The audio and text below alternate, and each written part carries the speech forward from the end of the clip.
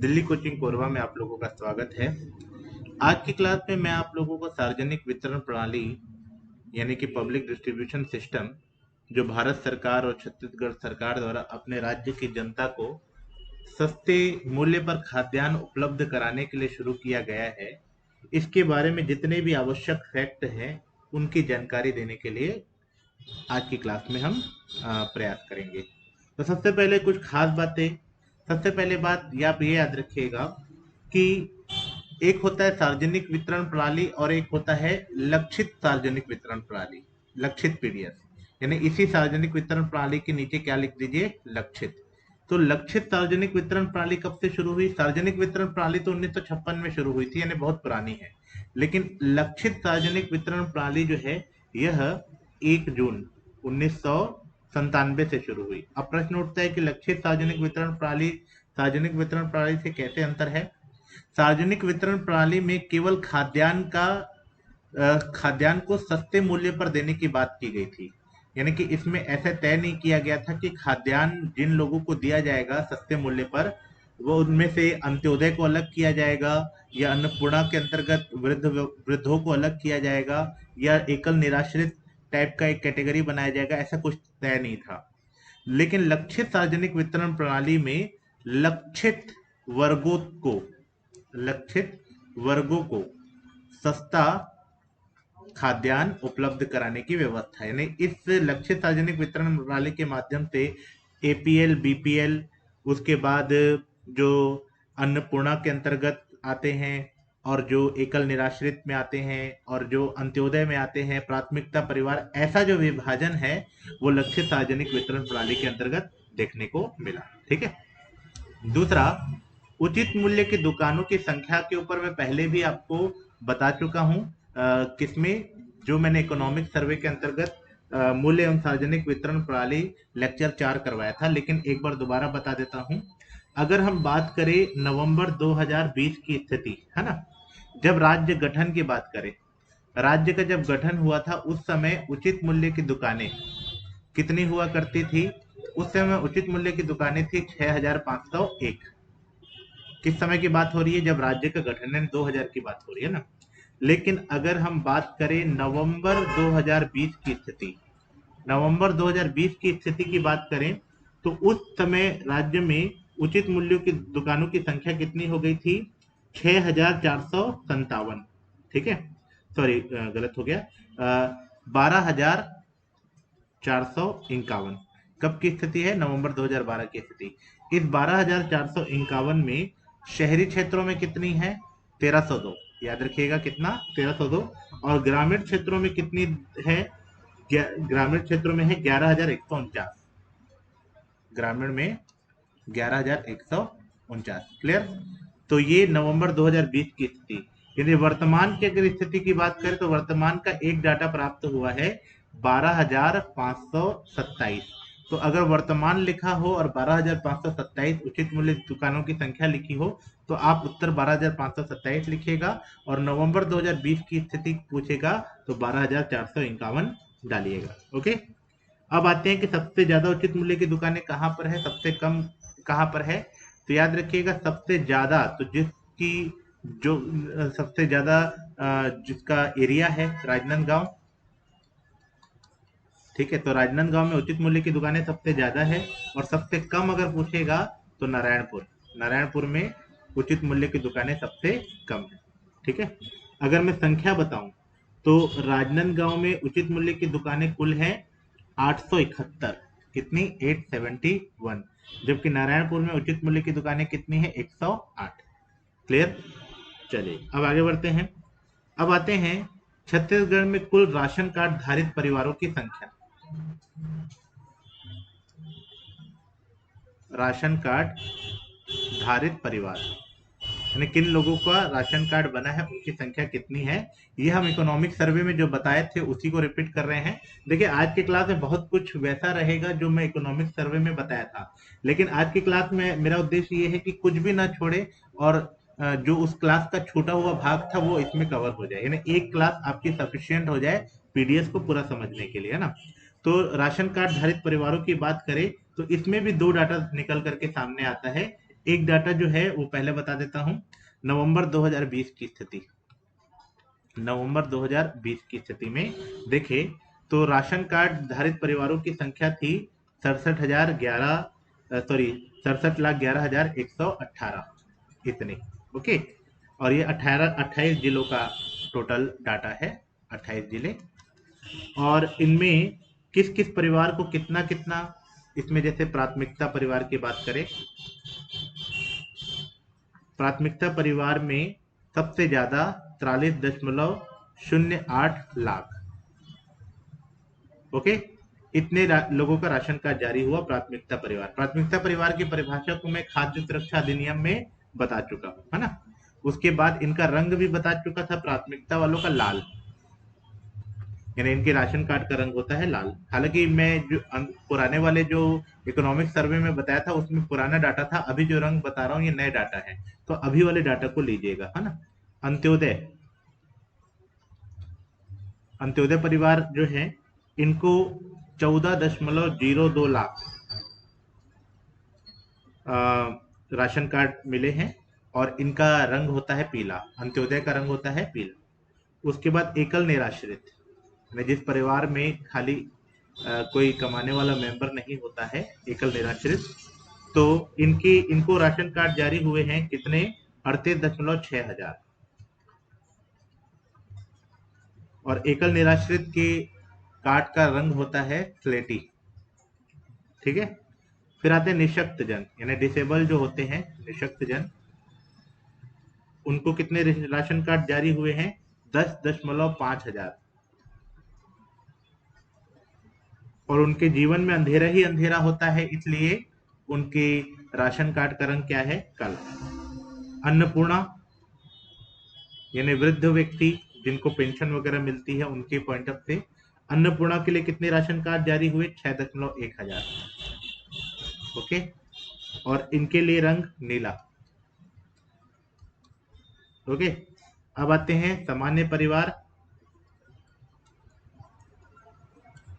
इनके लिए ration card जारी हुए 9.44 लाख। ओके, और इनके लिए रंग कौन सा है, सफेद। तो अगर एग्जाम में पूछा जाए कि छत्तीसगढ़ में किसके लिए सबसे ज्यादा राशन कार्ड जारी किए जाते हैं, तो प्राथमिकता परिवार का, सेकंड नंबर पर अंत्योदय और थर्ड नंबर पर सामान्य परिवार होते हैं। बाकी तीनों तो हजार हजार की कैटेगरी में आते हैं, ठीक है। चलिए, तो ये एक डाटा याद रखिएगा। और एक डाटा ये भी याद रखिएगा कि छत्तीसगढ़ में जिन लोगों को भी राशन कार्ड जारी किया जाता है, उसमें भारत में देखा जाए तो ये अन्नपूर्णा, निशक्त, एकल निराश्रित ये सब नहीं है। भारत में खाली एपीएल और बीपीएल ही होता है, लेकिन छत्तीसगढ़ में ये सारे वर्ग होते हैं। ओके, अब आते हैं आगे कि छत्तीसगढ़ में राशन कार्ड से जुड़ी हुई कौन कौन सी योजनाएं संचालित है। ये योजनाएं अलग से एक टॉपिक दिया हुआ है आपके सिलेबस में, देखिएगा। तो इन योजनाओं में एक आते हैं मुख्यमंत्री सार्वभौम पीडीएस योजना, मुख्यमंत्री सार्वभौम पीडीएस योजना। तो ये जो मैंने आपको ये बताया कि सभी परिवारों को, यानी सामान्य परिवारों को भी राशन कार्ड सस्ते में उपलब्ध कराना है, तो उसी के लिए मुख्यमंत्री सार्वभौम पीडीएस योजना शुरू हुई। ये कब लॉन्च हुई, 2 अक्टूबर 2019। याद रखिएगा, डेट इंपॉर्टेंट है, पूछ सकता है, 2 अक्टूबर 2019, है ना। इसके अंतर्गत ऐसे लोगों को भी, यानी आयकर दाता जो होते हैं उनको भी मिलेगा भोजन खाद्यान्न, प्लस गैर आयकर दाता उनको भी खाद्यान्न मिलेगा, यानी सामान्य परिवारों को भी मिलेगा। ऐसा जरूरी नहीं है कि आप बीपीएल में हो या एकल निराश्रित हो या कुछ भी, सामान्य परिवारों को भी सस्ते दर पर अनाज चावल मिलेगा। इनको 10.5 रुपए किलो के हिसाब से मिलेगा, वो मैं आगे एक डाटा लिस्ट में बताऊंगा। जैसे सामान्य परिवारों को जैसे प्राथमिकता और अंत्योदय परिवारों को 1 रुपए प्रति किलो के हिसाब से खाद्यान्न मिलता है, तो इनको 10 रुपए के हिसाब से मिलता है ना। तो ये मैं आगे जानकारी दूंगा, तो इसको अभी नहीं करते हैं। अब आते हैं मुख्यमंत्री सार्वभौम पीडीएस योजना के अंतर्गत प्रदेश में कितनी जनसंख्या लाभान्वित हो रही है। तो कितनी जनसंख्या लाभान्वित अगर पूछेगा इस योजना के तहत, तो याद रखिएगा प्रदेश की 92% जनसंख्या इससे लाभान्वित हो रही है। इसका मतलब ये है कि हमारे छत्तीसगढ़ में जितने लोग भी इस कैटेगरी में आते हैं सामान्य, उनमें 92% लोगों ने अपना कार्ड बनवा लिया। ओके, चलिए तो ये हो गया। अब आते हैं दूसरी योजना जिसका नाम है चावल उत्सव। चावल उत्सव। तो चावल उत्सव से सबसे पहले ये प्रश्न पूछा जाएगा कि ये योजना कब लॉन्च हुई? फरवरी 2018। कब? फरवरी 2008 में लॉन्च हुई, है ना। दूसरा कि इसमें होगा क्या? तो इसमें जो पीडीएस दुकानें होती है, यानी उचित मूल्य की जो दुकानें होती है, पीडीएस दुकान जो किसी भी गांव में होती है, वहां साप्ताहिक हाट लगेगा। हाट मतलब एक प्रकार का बाजार, है ना।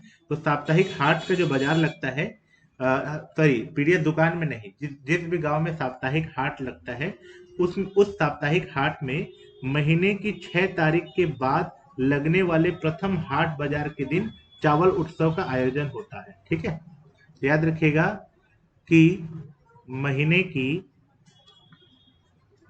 6 तारीख के बाद लगने वाले प्रथम हाट में चावल उत्सव मनाने का मतलब ये है कि वहां पर चावल का डिस्ट्रीब्यूशन होगा, सभी लोग आकर चावल कलेक्ट करेंगे, प्लस लोगों को तक जानकारी पहुंचेगी कि चावल का वितरण शुरू हो चुका है। ठीक है, और जो शेष दुकानें हैं, जैसे जिन गांव जहां जो ऐसे गांव हैं जिन गांवों में हाट बाजार नहीं लगता है, ठीक है, और जो गांव के इस क्षेत्र से बाहर है, तो वहां प्रत्येक महीने की 7 तारीख को चावल उत्सव मनाया जाएगा, है ना। यानी जहां जहां जिन गांवों में हाट लगता है वहां तो हाट के दिन ही होगा, और जो अन्य गांव होंगे, अन्य पीडीएस दुकानें समझ लीजिए, अन्य पीडीएस दुकानें में 7 तारीख, हर महीने की 7 तारीख को चावल उत्सव मनाया जाएगा। तो ये दुकान में ही मनाया जाएगा, जबकि जहां पर हाट लगता है वहां पर हाट बाजारों में लगाया जाएगा। तो ये एक अच्छी जानकारी मिल गई। अब आते हैं और योजनाएं। तो जो जो हमारे छत्तीसगढ़ में राशन दुकानों में प्रोवाइड किया जाता है, वो कभी न कभी किसी न किसी योजना के माध्यम से ही शुरू हुआ है। जैसे नमक प्रोवाइड किया जाता है, या फिर अंत्योदय परिवार के लोगों को भोजन प्रोवाइड किया जाता है, खाद्यान्न प्रोवाइड किया जाता है। तो ये सब किसी न किसी योजना का ही हिस्सा था। तो सबसे पहले मैं आता हूँ छात्रावासों एवं कल्याणकारी संस्थाओं को खाद्यान्न प्रदाय। छात्रावासों एवं कल्याणकारी संस्थाओं को खाद्य, यानी कि छत्तीसगढ़ में जो ऐसी संस्थाएं हैं जहां छात्र पढ़ाई करते हैं और वहां रहते भी हैं, चाहे ऐसी संस्थाएं हैं जो कि इन छात्रों के लिए कार्य करती है ना। तो इन संस्थाओं के द्वारा जो छात्रावास स्थापित किए जाते हैं, या राज्य सरकार के द्वारा जो छात्रावास स्थापित किए जाते हैं, उन छात्रावासों में 15 किलो खाद्यान्न प्रति माह की पात्रता हितग्राही यानी लाभार्थी को, हितग्राही को 15 किलो खाद्यान्न प्रति माह। ये संख्या याद रखिएगा कि छत्तीसगढ़ में छात्रावासों को में जो पात्र हैं उनको, अब छात्रावास में रहने वाला हर व्यक्ति पात्र है, तो उसमें जो पात्र है उनको कितना चावल मिलता है या कितना खाद्यान्न मिलता है, तो हितग्राही को 15 किलोग्राम खाद्यान्न प्रति माह उपलब्ध कराया जाएगा। क्लियर? तो ये पहली जानकारी मिल गई। दूसरा बात ये भी याद रखिएगा कि छत्तीसगढ़ में कितना चावल इसके लिए आवंटित हुआ है और उसमें से कितना चावल का उठाव किया गया है। आवंटित होना यानी केंद्र सरकार चावल प्रोवाइड करेगी और राज्य सरकार उसमें से कितना चावल प्राप्त करती है ना।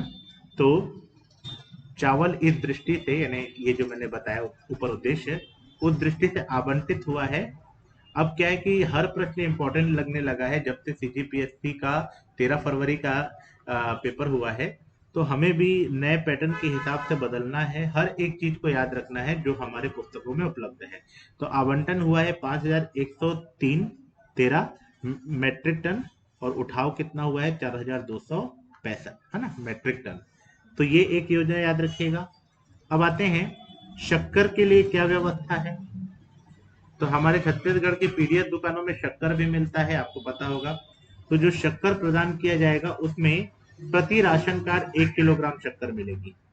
ठीक है, प्रति राशन कार्ड, हालांकि हर व्यक्ति को नहीं मिलेगा, इसके लिए मैं एक चार्ट आगे बताने वाला हूं। तो प्रति राशन कार्ड 1 किलोग्राम शक्कर की पात्रता होगी। तो राज्य में कितना आवंटन हुआ है और कितना उठाव हुआ है, शक्कर का आवंटन और उठाव की अगर हम चर्चा करें तो आवंटन हुआ है 50920, सॉरी 50920, और उठाव हुआ है 50269। ओके, चलिए अब आते हैं केरोसिन। हमारे राज्य में पीडीएस दुकानों के अंतर्गत केरोसिन भी प्रोवाइड किया जाता है।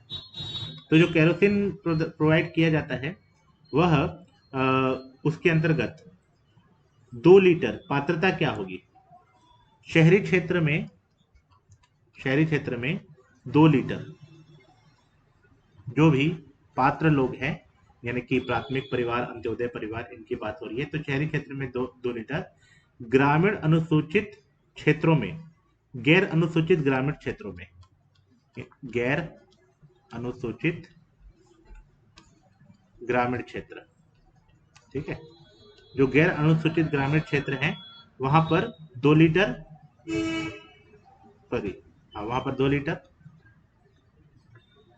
और अनुसूचित ग्रामीण क्षेत्र में 3 लीटर, अनुसूचित ग्रामीण क्षेत्र में 3 लीटर।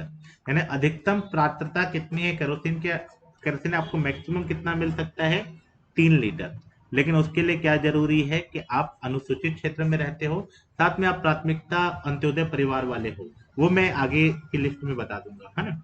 तो वितरण किसके माध्यम से होगा, वितरण का माध्यम क्या क्या रहेगा, तो याद रखिएगा वितरण जो होगा वह एक तो पीडीएस दुकानों के माध्यम से, यानी उचित मूल्य की दुकान के माध्यम से, दूसरा जो केरोसिन के डीलर होते हैं उनको भी वितरण का अधिकार मिलेगा, जो केरोसिन डीलर्स होते हैं वो भी आप वितरण कर सकते हैं। इसके अलावा कुछ समितियां बनाई जाएगी जिसको लीड समिति कहा जाएगा, तो लीड समितियों के माध्यम से, ओके, और हॉकर्स, हॉकर्स यानी जो घर घर पहुंचाते हैं, चाहे पीडीएस दुकानों के माध्यम से चाहे किसी के भी, है ना, तो इनके माध्यम से भी होगा। अगर हम बात करें कि वर्तमान में छत्तीसगढ़ में कितने केरोसिन डीलर्स के माध्यम से काम हो रहा है, तो केरोसिन डीलर्स है 67, ठीक है, और कितने पीडीएस दुकानों के माध्यम से वितरित किया जा रहा है, तो 12,527 पीडीएस दुकानों के माध्यम से केरोसिन वितरित किया जा रहा है, और इसके लिए कितने हॉकर्स काम में लगाए गए हैं, जो 471 हॉकर्स काम पर लगाए गए, ठीक है।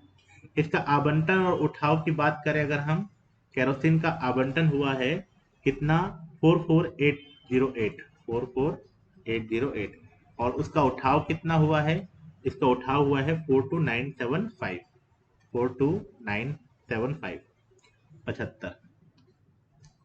75, ओके। चलिए अब आते हैं योजनाओं के अंतर्गत लक्ष्य, हमारे जो पीडीएस प्रणाली है उसका पूर्ण कंप्यूटरीकरण कब हुआ, है ना, पूर्ण कंप्यूटरीकरण। कंप्यूटरीकरण का मतलब ये है कि हर चीज को थोड़ा डिजिटल बनाने की बात है ना? तो पूर्ण कंप्यूटरीकरण हुआ है 2007, ठीक है। अच्छा, इसमें भी एक डाउट हो सकता है स्टूडेंट को, पूर्ण कंप्यूटरीकरण में एक हो सकता है कि उचित मूल्य की दुकानों का, पीडीएस दुकानों का कंप्यूटरीकरण, ओके, एक होता है दुकानों का कंप्यूटरीकरण और एक होता है दुकानें छोड़कर पूरे सिस्टम का कंप्यूटरीकरण। तो देखिए, अगर पूछे जाएगा छत्तीसगढ़ में सबसे पहले सार्वजनिक वितरण प्रणाली का कंप्यूटरीकरण कब हुआ, तो 2007। कब हुआ, 2007, यानी उसमें दुकानें इन्वॉल्व नहीं थी, लेकिन दुकानें इन्वॉल्व होने के बाद यानी पीडीएस दुकानों में कंप्यूटरीकरण कब शुरू हुआ, 2013 से शुरू हुआ। और पीडीएस दुकानों में जो कंप्यूटरीकरण हो रहा है उसमें केंद्र और राज्य का क्या हिस्सा है, केंद्र एंड रेशियो राज्य, इन दोनों को कितना कितना राशि देना पड़ेगा, 50-50, ठीक है। अगर हम बात करें कि 2020 तक कंप्यूटर पीडीएस दुकानों के कंप्यूटरीकरण पर कितना रुपया दिया जा चुका है, तो बजट 2020 तक कितना दिया जा चुका है? 15.29 करोड़। 15.29 करोड़ केंद्र और राज्य दोनों द्वारा अ, अभी तक 15.29 करोड़ रुपए की राशि जारी की जा चुकी है, जिससे पीडीएस दुकानों का कंप्यूटरीकरण संभव हो पाएगा। ओके, तो ये डाटा याद रखिएगा। और ये जो बजट जो जारी किया गया है, ये कब की स्थिति है? ये दिसंबर 2020 की स्थिति है। यानी दिसंबर 2020 तक छत्तीसगढ़ के जो पीडीएस दुकानें हैं उनमें 15.29 करोड़ रुपए आवंटित किए गए हैं, ताकि उनको अच्छी तरह से कंप्यूटर वगैरह उनके यहाँ प्रोवाइड किया जा सके और वो हर चीज को डिजिटल तरीके से करें। ओके, अब आते हैं अगला, फोर्टिफाइड फोर्टिफाइड राइस वितरण योजना। फोर्टिफाइड राइस वितरण योजना, इसका मतलब ये है कि छत्तीसगढ़ में जो आम चावल वितरण होता है उसकी तुलना में ऐसा चावल जिस चावल में ज्यादा मात्रा में आयरन हो, ठीक है, यानी अतिरिक्त पोषक तत्व। कभी पूछा जाए कि यह योजना क्यों लाई गई, तो ये इसलिए लाई गई ताकि चावल को अतिरिक्त पोषक तत्व वाले चावल लोगों को प्रोवाइड किए जा सके। तो आयरन होगा इस चावल में, ठीक है, फोलिक एसिड, मतलब एक ही चीज होता है, तो फोलिक एसिड या आयरन उस चावल में होगा। विटामिन बी 12 होगा, ठीक है, विटामिन बी 12 इस योजना के अंतर्गत। ये योजना कब से शुरू हुई, कहाँ से शुरू हुई और कब से शुरू हुई? तो ये बहुत इंपॉर्टेंट है कि फोर्टिफाइड योजना जो है वह छत्तीसगढ़ के कोंडा गांव से जिले से शुरू हुई। और कब शुरू हुई? 1 नवंबर 2020 से यह योजना शुरू हुई, ठीक है। और एक और इम्पोर्टेंट कि हमारे इस जिले में जब यह योजना हुई तो इसके अंतर्गत सार्वजनिक वितरण प्रणाली के 1.34 लाख राशन कार्ड धारियों को इसका फायदा मिला। यानी प्रारंभिक स्तर पर कितने लोगों को फायदा मिला? तो प्रारंभिक स्तर पर, हालांकि ये इंपॉर्टेंट नहीं लग रहा है, ये दोनों डेट इंपॉर्टेंट है। तो प्रारंभिक स्तर पर 1.34 लाख लाभान्वित हुए राशन कार्ड धारक, जिनके पास राशन कार्ड था। फोर्टिफाइड वितरण योजना भी केंद्र और राज्य दोनों की योजना है, मतलब इसको भी केंद्र रेशियो राज्य चलेगा। तो इसमें केंद्र का कितना हिस्सा है, राज्य का कितना हिस्सा है? केंद्र का हिस्सा है 75, राज्य का हिस्सा है 25। यानी फोर्टिफाइड वितरण के अंतर्गत केंद्र ही सारा पैसा खर्च करेगी मेनली। ओके, तो ये भी बहुत अच्छी जानकारी है। फोर्टिफाइड राइस वितरण योजना कोंडागांव से शुरू हुई है, 75-25 का रेशियो है। चलिए, अब हम आते हैं छत्तीसगढ़ में जो नमक वितरण होता है, तो उसके बारे में जानकारी लेते हैं। तो रिफाइंड आयोडाइज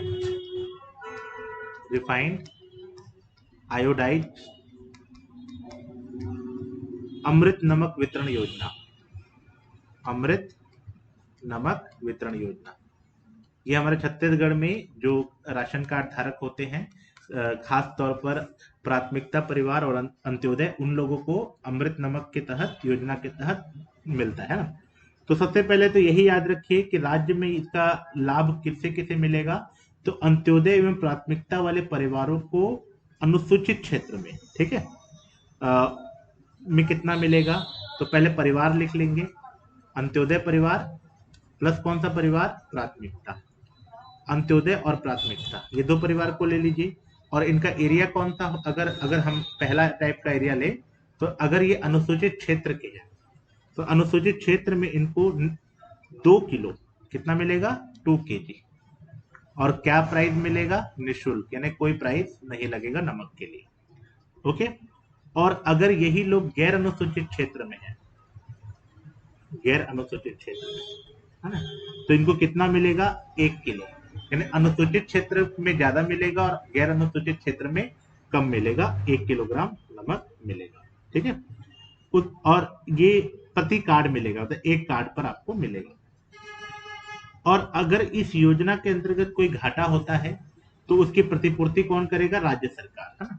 तो घाटे की प्रतिपूर्ति, यानी इसमें केंद्र सरकार का ज्यादा रोल नहीं है। घाटे की प्रतिपूर्ति कौन करेगा? राज्य सरकार। यानी इस योजना में राज्य सरकार का ही बड़ा योगदान है, वही इस योजना को चला रहा है ना। चलिए, तो ये इसमें कितना इस योजना के लिए, रिफाइंड आयोडाइड नमक योजना के लिए कितना बजट प्रावधान किया गया है? तो 2020-21 की बात करें तो 2020-21 में 49.34 करोड़ रुपए, 49.34 करोड़ रुपए का प्रावधान किया गया, यानी इतना दिया जा रहा है ताकि यह योजना अच्छे से लागू हो सके, है ना। तो रिफाइंड आयोडाइड नमक योजना बहुत अच्छा है, इंपॉर्टेंट है। अब आते हैं, चना वितरण भी हो रहा है छत्तीसगढ़ में। तो चना वितरण के संदर्भ में क्या क्या डाटा है? तो सबसे पहले तो ये याद रखिए कि चना वितरण कब से शुरू हुआ? तो जनवरी 2013, छत्तीसगढ़ में चना वितरण जनवरी 2013 से शुरू हुआ। ये डाटा भी इंपॉर्टेंट है, कब से चना वितरण हुआ, है ना। कहां पर मिलता है? अनुसूचित विकास खंड में, यानी इसमें हर जगह नहीं है, खाली अनुसूचित, जो माडा क्षेत्र बोलते हैं, अनुसूचित विकास खंड, जो संविधान के अनुसूचित 6 के अंतर्गत आता है, वहीं पर मिलेगा। तो अनुसूचित विकास खंड के ही लाभार्थी रहेंगे। लाभार्थी भी कौन कौन रहेंगे? लाभार्थी भी अंत्योदय होंगे प्लस प्राथमिकता। तो अंत्योदय और प्राथमिकता के लोगों को चना प्रदान किया जाएगा, है ना। कितना क्वांटिटी? तो इसका क्वांटिटी याद रखिएगा, 2 किलोग्राम मिलेगा और 5 रुपए के हिसाब से, यानी क्वांटिटी 2 किलोग्राम और इसका जो प्राइस रहेगा वह 5 रुपए पर केजी, यानी समझ लीजिए 10 रुपए में 2 किलोग्राम आप लेकर जाएंगे। इसके लिए कितना बजट की बात हुई है? इसके लिए बजट 2020-21 की अगर हम बात करें तो 171 करोड़ रुपए का बजट रखा गया है इस योजना के तहत। ओके, चलिए अब आते हैं मधुर गुड़ वितरण योजना। मधुर गुड़ वितरण योजना, तो इससे ये समझ में आ गया कि छत्तीसगढ़ में गुड़ का भी वितरण हो रहा है और उस योजना का नाम मधुर गुड़ वितरण योजना है। तो जिन जिन संभागों में आयरन की कमी है, खाली उसी के लिए यह शुरू हुआ है, वो भी अंत्योदय और प्राथमिकता परिवार के अंतर्गत। तो यह केवल बस्तर संभाग के लिए शुरू हुआ है, यानी केवल बस्तर संभाग के लोगों को ही गुड़ प्रदान किया जाएगा, है ना। और इस योजना के अंतर्गत रेट क्या रहेगा और क्वांटिटी कितनी रहेगी? तो 2 किलोग्राम, इसका क्वांटिटी कितना रहेगा? मात्रा 2 किलोग्राम, और रेट क्या रहेगा? 17 रुपए प्रति केजी, यानी 17 रुपए प्रति किलोग्राम के हिसाब से 2 किलोग्राम मिलेगा, है ना। और इसके लिए कितना बजट का प्रावधान रखा गया है? 2020-21 के अनुसार 50 करोड़ रुपए का बजट का प्रावधान इसके अंतर्गत किया गया है। तो ये भी इंपॉर्टेंट है, मधुर गुड़ वितरण योजना। अब आते हैं, पहुंचविहीन क्षेत्रों में राशन सामग्री का अग्रिम भंडारण। अगली योजना, पहुंचविहीन क्षेत्र में राशन सामग्री का अग्रिम भंडारण। देखिए, जो छत्तीसगढ़ के ऐसे क्षेत्र हैं जिन क्षेत्रों में वर्षा ऋतु के दौरान आवागमन अवरुद्ध हो जाता है, यानी कि वर्षा ऋतु होगा उस समय आवागमन, जो ट्रैवल होगा, वह अगर खत्म हो जाता है, ऐसी कोई जगह है, वहां पर खाद्यान्न, शक्कर, नमक और केरोसिन आदि का अग्रिम भंडारण किया जाएगा, है ना। तो ऐसे जगह पर जो उचित मूल्य की दुकान चलाने वाले लोग हैं, वो 4 माह के लिए, जो 4 माह में जितना लगता है उतना संग्रहित करके रखेंगे, जिसकी व्यवस्था सरकार के द्वारा किया जाएगा, है ना। तो ऐसे स्थानों में पीडीएस दुकान के संचालक सरकारी सहयोग से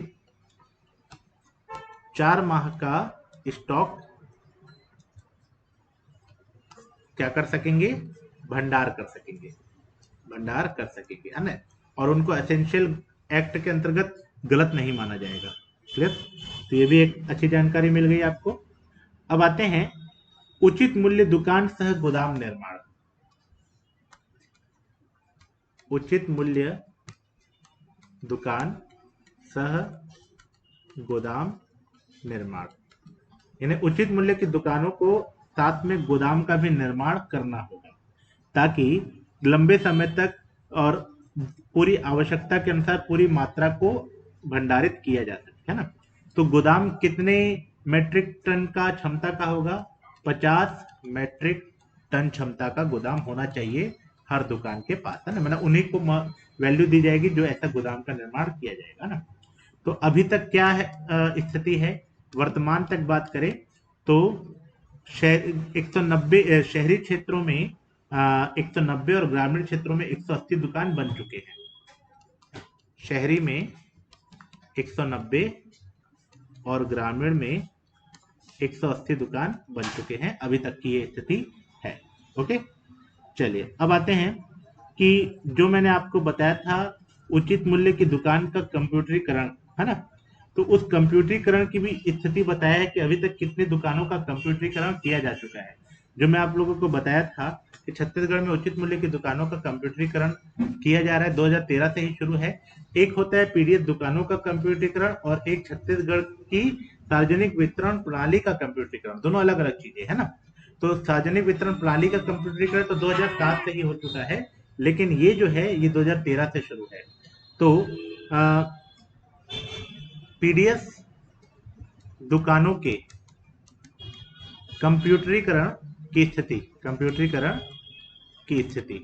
ओके, तो पहला इसमें जानकारी ये है कि मार्च 2012 तक की स्थिति, क्योंकि उसके बाद ये शुरू हुआ, है ना।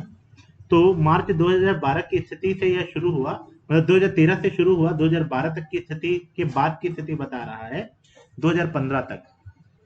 2012 यहाँ लिखा है, 2012 से 2015 यानी 3 सालों की स्थिति बता रहा है कि कितना परिवर्तन आया, है ना। तो 12,106 उचित मूल्य की दुकानों का कंप्यूटरीकरण हो चुका है, 12,106, ठीक है। तो वर्तमान में याद रखिएगा, वर्तमान में 12,106 उचित मूल्य की दुकानों का कंप्यूटरीकरण है। वर्तमान में इसलिए बोल रहा हूं क्योंकि ये जो स्थिति बता रहा है उसी स्थिति को वर्तमान में भी बता रहे हैं, जितना 2015 तक हो चुका था उतना वर्तमान में है, ठीक है। तो 12,106 दुकानों का कंप्यूटरीकरण किया जा चुका है। तो ये कुछ महत्वपूर्ण राज्य और केंद्र सरकार की योजनाएं थी, यहाँ से प्रश्न पूछ सकता है, इसको अच्छे से याद रखिएगा, है ना। अंत्योदय योजना के बारे में पूछ सकता है। अंत्योदय के बारे में तो सभी जानते हैं, कौन से परिवार होते हैं। ये मैं आपको वैसे ही कौन से टॉपिक में पढ़ा चुका हूं, जब मैं आपको भारत सरकार छत्तीसगढ़ का छत्तीसगढ़ का राज्य खाद्य सुरक्षा अधिनियम पढ़ा रहा था, तब मैंने बताया था अंत्योदय, है ना। तो अंत्योदय अन्न योजना कब लॉन्च हुआ और ये इस योजना के तहत कितने परिवार, कौन से लोगों को फायदा मिलता है और क्या क्या फायदा मिलता है ना। तो अंत्योदय अन्न योजना कब लॉन्च हुआ? मार्च 2001 में, है ना। और इस योजना के अंतर्गत क्या किया जाएगा? इस योजना के अंतर्गत जो वृद्ध होते हैं, ठीक है, जो वृद्ध परिवार होते हैं, जो पेंशन वाले परिवार होते हैं, इनको लाभ मिलेगा, है ना। इनको लाभ मिलेगा और इनको भी 1 रुपए प्रति किलो की दर से 35 किलोग्राम चावल मिलेगा, 35 केजी चावल, जिसका रेट 1 रुपए प्रति किलोग्राम के हिसाब से चलेगा। क्लियर? तो ये इस योजना के तहत लाभान्वित है।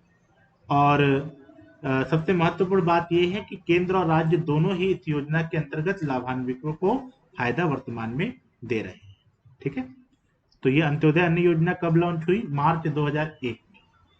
अब आते हैं कि हमारे छत्तीसगढ़ में जो राशन कार्ड वितरण है, वह जो मैं आपको उसमें बताया था, राशन कार्ड हमारे इकोनॉमिक सर्वे में बताया था, वो बताया था 67.11 लाख, है ना, जिसकी वर्तमान स्थिति का भी डाटा आ चुका है। इकोनॉमिक सर्वे में तो 2020 का डाटा है ना, तो वर्तमान स्थिति का डाटा भी याद रखिएगा। तो वर्तमान स्थिति में यानी 1 जनवरी 2021 की स्थिति बता रहा हूँ, 1 जनवरी 2021 की स्थिति में 67.24 लाख राशन कार्ड जारी किए गए हैं, 67.24 लाख। यानी कि यहाँ से याद रखिएगा, एक था तो वह 13 लाख और बढ़ गया, 67.24 लाख राशन कार्ड जारी किए गए, है ना। और इनको केंद्र सरकार द्वारा कितना राशन आवंटित किया जाता है? तो केंद्र द्वारा आवंटित 115338 मेट्रिक टन इतना केंद्र सरकार द्वारा आवंटित किया जाना है। जैसे देखिए, जो राशन कार्ड राज्य सरकार जारी करेगा तो उसका आवंटन भी राज्य सरकार करेगा, और जो राशन कार्ड केंद्र सरकार जारी करेगा उसका आवंटन भी केंद्र सरकार जारी करेगा ना। तो ये जो है, इसमें दोनों प्रकार के राशन कार्ड होते हैं, जो केंद्र जारी करता है और राज्य जारी करता है ना। अगर हम बात करें कि 2020-21 में केंद्रीय पूल से और राज्य पूल से कितना कितना चावल आवंटित हुआ और कितना कितना उठाव हुआ, तो ये भी इंपॉर्टेंट हो सकता है एग्जाम के लिए। 2020-21 में केंद्र एवं राज्य द्वारा आवंटित और उठाव किस चीज का? चावल का। तो केंद्रीय पुल की अगर बात करें तो केंद्रीय पुल के द्वारा 1038,042 आवंटित था और उठाव कितना हुआ था? 1038,042। यानी केंद्र ने जितना चावल आवंटित किया, सब केंद्रीय पुल से जितना चावल आवंटित हुआ वो सारा उठाव हो गया, है ना। राज्य पुल की बात करें तो राज्य पुल से कितना आवंटित हुआ? कम आवंटित हुआ, 524264, और कितना उठाया गया? 464659, है ना। तो याद रखिएगा, राज्य सरकार द्वारा कम आवंटित हुआ, कम उठाया गया, केंद्र सरकार द्वारा ज्यादा आवंटित हुआ और ज्यादा उठाया गया। ठीक है। अब आते हैं राशन सामग्री की प्रदाय व्यवस्था। प्रदाय व्यवस्था यानी कि बांटने की व्यवस्था। तो राशन सामग्री की प्रदाय व्यवस्था में पहला फैक्ट ये है कि जो इंडियन फूड कॉर्पोरेशन है, भारतीय खुद खाद्य निगम है, उसके कितने डिपो हमारे राज्य में संचालित है ना। FCI, food corporation of India के डिपो जो राज्य में संचालित है, तो याद रखिए कि 11, यानी इन 11 डिपो के द्वारा राज्य में चावल को प्रदाय किया जाता है ना। और राज्य सरकार ने इनसे चावल लेने के लिए कौन सी एजेंसी को अधिकार दिया है? Chhattisgarh state civil supplies corporation limited. Chhattisgarh state civil supplies corporation limited. तो Chhattisgarh state civil supplies corporation limited जो है, वो भारतीय खाद्य निगम के बेस डिपो से क्या क्या प्राप्त करता है? गेहूं और स्वयं के उपार्जन केंद्रों से विकेंद्रीकृत योजना के अंतर्गत चावल, चना, नमक, शक्कर, गुड़ आदि को प्राप्त करता है। ठीक है, चलिए, तो ये हो गया। अब आते हैं कि सबसे ज्यादा प्रदाय केंद्र किस जिले में है और सबसे कम प्रदाय केंद्र किस जिले में है। तो सबसे ज्यादा प्रदाय केंद्र, यानी इन 11 डिपो से जो राज्य प्राप्त करते हैं, तो वो किसी न किसी प्रदाय केंद्र से प्राप्त करते हैं। जैसे मान लीजिए कांकेर है, कांकेर में प्रदाय केंद्र कितने हैं? 9। राजनांदगांव में है, राजनांदगांव में प्रदाय केंद्र कितने हैं? 9। और सबसे कम प्रदाय केंद्र कहाँ पर है? तो याद रखिएगा, सबसे कम प्रदाय केंद्र नारायणपुर में है। तो नारायणपुर में मात्र एक जगह से में प्राप्त होता है, जबकि कांकेर और राजनांदगांव में 9 स्थानों पे प्राप्त होता है। और कहाँ से प्राप्त होता है? किसके माध्यम से प्राप्त होता है? छत्तीसगढ़ भारतीय खाद्य निगम के 11 डिपो के माध्यम से प्राप्त होता है। और बीच की संस्था कौन है जो प्राप्त करने में मदद करती है? Chhattisgarh state civil supply corporation limited.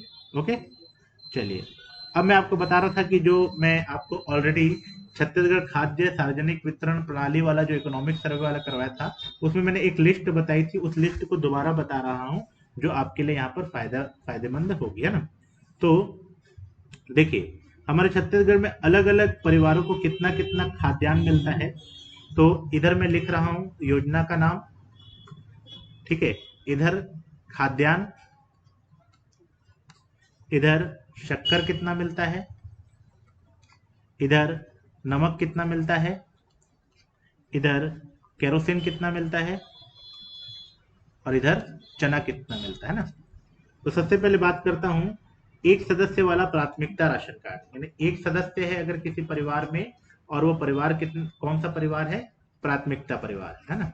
तो उसको खाद्यान्न कितना मिलेगा? 10 किलो, यानी 10 किलोग्राम चावल मिलेगा। और रेट क्या रहेगा? 1 रुपए, 1 रुपए के हिसाब से 10 किलोग्राम चावल मिलेगा, है ना। और शक्कर कितना मिलेगा, मतलब मिलेगा प्राथमिकता परिवारों को शक्कर, तो उसको प्रति राशन कार्ड 1 किलोग्राम मिलेगा और उसका मूल्य कितना रहेगा, 17 रुपए। ओके। और रिफाइंड आयोनाइट नमक में क्या होगा कि खाली प्राथमिकता होना जरूरी, प्राथमिकता होने के साथ साथ अनुसूचित क्षेत्र और गैर अनुसूचित क्षेत्र में अलग अलग कंडीशन है ना। तो अगर प्राथमिकता परिवार है एक सदस्य का और वह अनुसूचित क्षेत्र का है, यानी अनुसूचित क्षेत्र प्लस एक सदस्य वाला परिवार है ना, तो 2 किलोग्राम। ठीक है। और अगर गैर अनुसूचित क्षेत्र में है तो फिर 1 किलोग्राम निःशुल्क मिलेगा ना। केरोसिन की क्या पात्रता रहेगी, अगर नगरीय क्षेत्र का होगा, यानी कि एक सदस्यीय प्राथमिकता परिवार अगर नगरीय क्षेत्र का रहेगा तो केरोसिन के लिए ये पात्रता है कि उसको 2 लीटर मिलेगा, नगरीय क्षेत्र में 2 लीटर। ओके। और अगर ग्रामीण क्षेत्र में है और गैर अनुसूचित क्षेत्र में है, ग्रामीण प्लस गैर अनुसूचित क्षेत्र, तो इसको कितना मिलेगा, 2 लीटर। ओके। तो अगर अनुसूचित क्षेत्र में है तो 3 लीटर, अनुसूचित में है तो कितना, 3 लीटर। और रेट क्या रहेगा, 25 रुपए। रेट में से 25 रुपए तय नहीं किया गया है, रेट में बताया गया है कि न्यूनतम 25 रुपए से अधिकतम 38 रुपए तक की का रेट रहेगा। न्यूनतम 25 से अधिकतम 38। ओके। चना जो है वो प्राथमिकता वाले लोगों को मिलेगा, लेकिन वो अनुसूचित क्षेत्र के ही होने चाहिए, माडा क्षेत्र के होने चाहिए, तो अनुसूचित क्षेत्र के लोगों को ही मिलेगा। इसके साथ एक बात लागू है। और कितना मिलेगा, 2 किलोग्राम मिलेगा, जिसका रेट क्या होगा, 5 रुपए प्रति किलोग्राम रहेगा। अब ये चीजें लगभग सेम रहेंगी सबके लिए, चाहे एक सदस्य हो चाहे 2 सदस्य हो, लेकिन जो खाद्यान्न है ये बदलता रहेगा ना। शक्कर, नमक, केरोसिन, चना, वो सब हर कंडीशन में सेम रहेगा। बस क्या चेंज होगा, जो सदस्य हैं वो उसके अकॉर्डिंग चावल चेंज हो जाएगा। जैसे एक सदस्य को 10 किलोग्राम चावल मिलता था, तो अगर प्राथमिकता परिवार के 2 सदस्य हो गए, अभी प्राथमिकता परिवार ही चल रहा है ना, प्राथमिकता परिवार के अगर 2 सदस्य हैं तो उनको कितना चावल मिलेगा, 20 किलोग्राम चावल मिलेगा, है ना। दर क्या रहेगी, वही 1 रुपए की ही दर रहेगी। अगर 3 से 5 परिवार हो, 3 से 5 सदस्य हो गए एक परिवार में, 3 से अगर 5 सदस्य हो गए तो इनको कितना मिलेगा, 35 किलो, और दर क्या रहेगी, 1 रुपए की दर रहेगी ना। और अगर 5 से अधिक है, अब ये सभी प्राथमिकता ही चल रहा है ना, प्राथमिकता ही चल रहा है। अगर 5 से अधिक रहे, तो 5 से अधिक की स्थिति में अगर किसी परिवार में 5 से अधिक सदस्य है तो उनको 7 किलोग्राम प्रति सदस्य मिलेगा, 7 kg प्रति सदस्य, और 1 रुपए की दर से। बाकी ये सेम रहेगा, ये भी सेम, यानी सदस्य बढ़ने से शक्कर नहीं बढ़ जाएगी, नमक नहीं बढ़ जाएगा, लेकिन सदस्य बढ़ने से खाद्यान्न जरूर बढ़ जाएगा। ठीक है। तो ये पहला जानकारी। अब आते हैं कि अंत्योदय परिवार के लिए क्या स्थिति है, और अंत्योदय परिवार में शक्कर, नमक, केरोसिन और चना की सेम स्थिति है।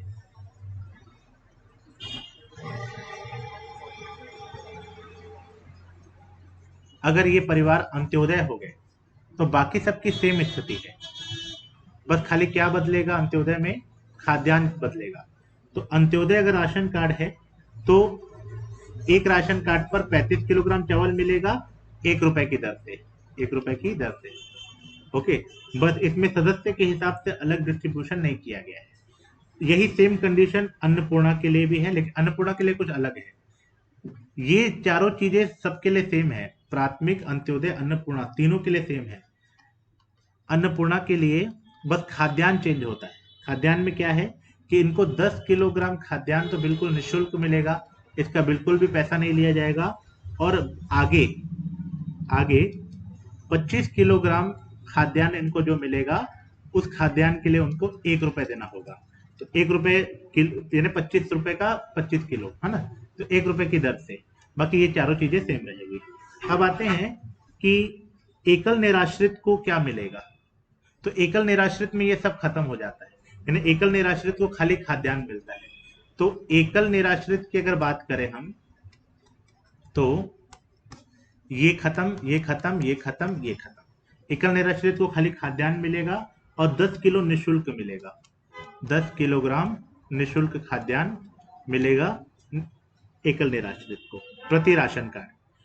यही सेम कंडीशन निशक्त जन की है, यानी जो निशक्त जन होंगे, जो निशक्त जन होंगे, निशक्त जन को भी वो 4 चीजें नहीं मिलेंगी, यानी शक्कर, नमक, केरोसिन और चना नहीं मिलेगा। खाली निशक्त जन को भी खाद्यान्न मिलेगा। कितना? 10 किलोग्राम मिलेगा। ओके, और वो भी निःशुल्क मिलेगा और प्रति राशन कार्ड एक मिलेगा। और अगर सामान्य परिवार की बात करें, सामान्य परिवार, तो उनको सदस्य के हिसाब से चावल मिलेंगे। अगर सामान्य परिवार जो होगा एक सदस्य वाला होगा, एक सदस्य वाला, तो एक सदस्य वाले सामान्य परिवार को 10 किलोग्राम मिलेगा 10 रुपए के हिसाब से।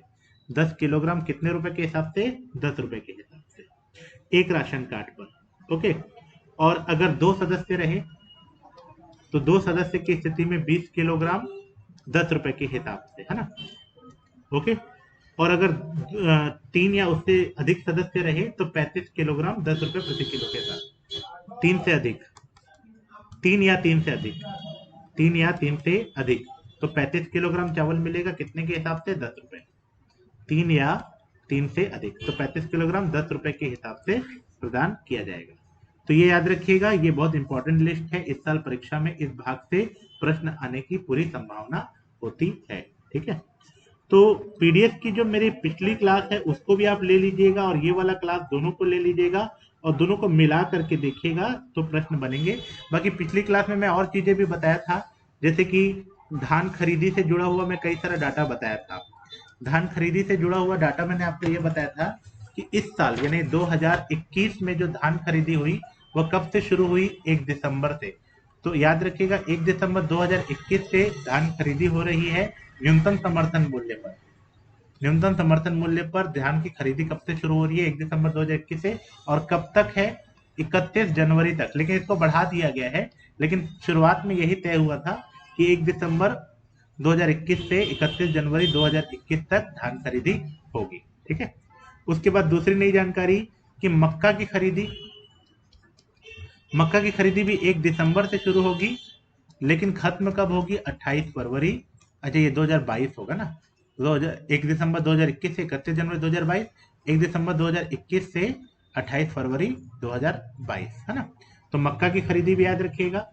अब एक बात और याद रखिएगा कि धान उपार्जन केंद्र जो है उनको भी बढ़ाया गया है। धान उपार्जन केंद्र जो है 28 बढ़ाए गए हैं।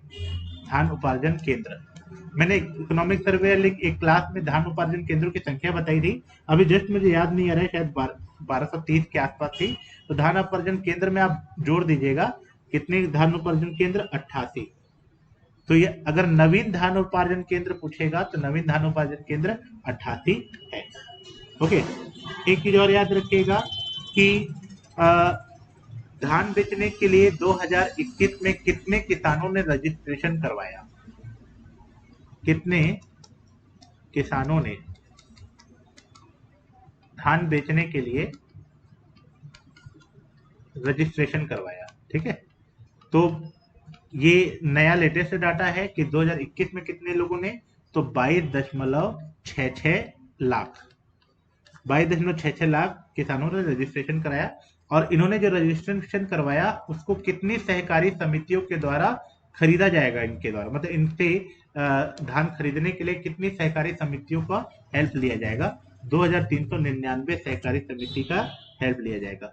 कितने बरदाने की जरूरत पड़ेगी? बरदाना तो आप जानते ही हैं, गेहूं चावल को जिसमें रखा जाता है, जिससे बेचने के लिए जो प्रयोग किया जाता है, जिसमें डाल करके दिया जाता है, तो 5.25 लाख बरदाने की जरूरत होगी। वो ये सब इस साल का डाटा है। और पिछली क्लास में मैंने आपको ये भी बताया था कि छत्तीसगढ़ में जो धान बेचा जाता है उसको खरीदने वाली संस्था का नाम, और मक्का जो बेचा जाता है उसे खरीदने वाली संस्था का नाम।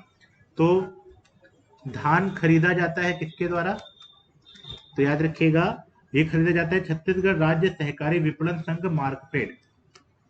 छत्तीसगढ़ राज्य सहकारी विपणन संघ, जिसको शॉर्ट में क्या बोलते हैं, शॉर्ट में इसको मार्कफेड भी कहा जाता है ना। और दूसरा कि ये कौन खरीदता है, मक्का, मक्का खरीदने वाले अधिकृत संस्था का नाम, तो इसका नाम है छत्तीसगढ़ नागरिक आपूर्ति निगम, छत्तीसगढ़ नागरिक आपूर्ति निगम। ओके, चलिए। और न्यूनतम समर्थन मूल्य भी बताए गए थे। न्यूनतम समर्थन मूल्य धान के लिए, मैंने अपने इकोनॉमिक सर्वे की क्लास में तो धान के अलावा भी अन्य फसलों के लिए बताए हैं, लेकिन इस शॉर्ट वीडियो में मैं खाली धान का बताता हूं। तो धान का न्यूनतम समर्थन मूल्य 2020 की बात करें और 2021 की बात करें, 2020 में धान का न्यूनतम समर्थन मूल्य 1868 रुपए प्रति क्विंटल और 2021 में 1940, यानी इस साल 1940 में खरीदा गया ना। और धान ग्रेड ए की बात करें अगर हम, तो धान ग्रेड ए में 1888 और इस साल 1960। तो 1960 में इस साल धान ग्रेड ए खरीदा जा रहा है और सामान्य धान 1940 में खरीदा जा रहा है। ठीक, चलिए। तो फाइनली मुझे लग रहा है कि पीडीएफ प्रणाली से जुड़ा हुआ लगभग सारा क्वेश्चन मैं करवा दिया, और अब इस पूरे भाग से काफी सारे प्रश्न आने की संभावना है। तो अच्छे से प्रिपरेशन कीजिए, और परसों एग्जाम है, इसके लिए आप सभी को बेस्ट ऑफ लक। और इसी के साथ हम अपनी क्लास खत्म करते हैं।